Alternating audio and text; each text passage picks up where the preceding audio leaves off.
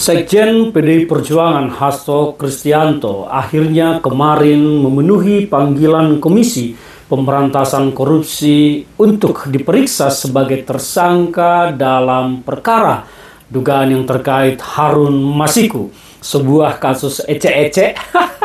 Kalau kata orang Medan, kasus ecek-ecek abal-abal. Tetapi KPK terlihat begitu serius menangani perkara ini. Tetapi di sisi lain KPK abai, pura-pura buta, pura-pura tidak tahu bahwa ada perkara-perkara korupsi raksasa yang tidak ditelisik oleh KPK.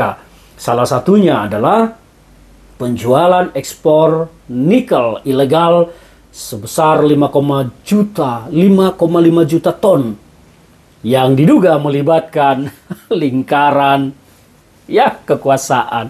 Itu yang pertama. Yang kedua, masih banyak kasus-kasus lain. Misalnya penetapan PIK dan BSD sebagai PSN. Apa landasannya? Tidak mungkin rasanya itu ditetapkan begitu saja. Pasti ada kolusi di penetapan tersebut, karena proyek tersebut tidak ada kaitannya dengan negara sama sekali, karena itu proyek swasta. Dan banyak-banyak lagi. Blok Medan yang disebut di sidang korupsi Abdul Ghani Kasubah. Wah, masih banyak lagi. Tetapi oke lah, Hasto telah datang ke KPK, memenuhi panggilan KPK secara jantan sebagai seorang laki-laki petarung. Menurut saya Hasto berani menghadapi semuanya. Tetapi yang bagi saya yang sangat unik adalah Hasto tidak ditahan oleh KPK setelah semua berasumsi bahwa Hasto akan ditahan pada tanggal 13 setelah pemanggilan pertama Hasto tidak datang. Dan secara hukum penahanan tersebut sudah memenuhi syarat-syarat material karena dianggap tersangka tidak kooperatif karena waktu dipanggil pertama tidak datang. Tetapi semua itu bagi saya yang menarik adalah kekuatan apa yang membuat Hasto tidak ditahan oleh KPK. Karena terlihat belakangan itu kan KPK sangat serius sekali soal kasus ini. Bahkan juga memanggil Yasona, memanggil Roni Sompi dan lain-lain. Banyak mantan-mantan pejabat yang dipanggil untuk kasus ini. Semua sudah menduga bahwa Hasto akan ditahan. Tetapi tiba-tiba setelah datang pada panggilan yang kedua, Hasto tidak ditahan oleh KPK. Dan saya mencermati beredarnya berita bahwa sebelumnya teman-teman dari PDI Perjuangan menyatakan akan membuka video terkait dengan korupsi pejabat-pejabat negara yang juga diduga melibatkan Jokowi. Kalau Hasto ditahan, maka PDIP akan merilis video-video tersebut. Wow, apakah karena ini Hasto tidak jadi ditahan? Kalau karena itu, maka berarti kesimpulan video tersebut benar adanya terkait dugaan-dugaan korupsi yang dilakukan oleh pejabat-pejabat negara. Maka daripada itu terjadilah bargaining tentang penanganan kasus hukum ini.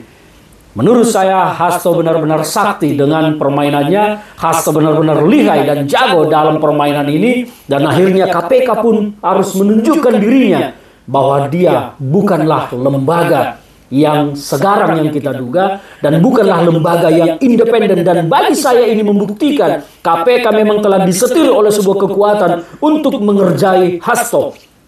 Faktanya setelah peluru yang dipegang oleh Hasto diancam akan ditembakkan, semua kita melihat Hasto tidak ditahan. Artinya terjadi bargaining yang kuat di sini antara pihak yang mengintervensi KPK untuk mengerjai Hasto dan kekuatan Hasto untuk memukul balik pihak yang mengerjainya. Ini kesimpulan saya. Dan kalau sudah begini, masihkah KPK layak dipertahankan di negara ini? Saya pikir teman-teman di DPR dan pemerintah perlu mengkaji keberadaan KPK ini. Karena ini sebetulnya adalah lembaga ad hoc yang dulu dibuat untuk pemberantasan korupsi, tetapi sekarang tidak terlihat punya nyali memberantas korupsi. Maka patut dikaji keberadaan KPK ini untuk dibubarkan saja dan kembalikan penanganan pemberantasan korupsi kepada kejaksaan. Lebih baik kejaksaan yang kita buat semakin hebat untuk memberantas korupsi daripada KPK ini hanya menjadi cibiran dan alat politik yang diperalat oleh kekuasaan. Ini sungguh sangat memalukan. Dan kembali kepada soal Hasto tidak ditahan ini, bagi saya ternyata upaya ada yang mengintervensi KPK dilawan oleh Hasto, jebrak. tidak usah saya panjangkan lagi. Kita semua pasti akan mendapat kesimpulannya. Salam dari saya, Ferdinand Hutahayan untuk Sosialis TV.